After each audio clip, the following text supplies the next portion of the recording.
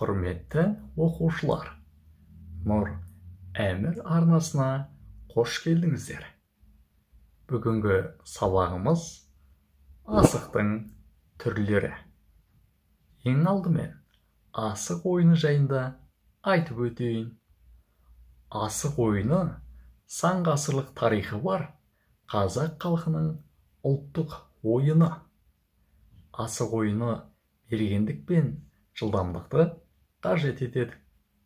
Бастысы, асық ойынында белгілі бір жас мөлшері жоқ. Еңбектеген баладан еңкейген қартқа дейін ойнай алады.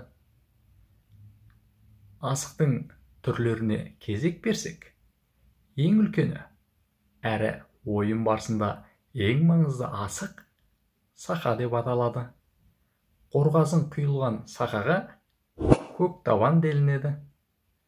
Асық атаулары иіргенде түскен қалпына қарай алшы, тәйке, бөк, шік деп бөлінеді.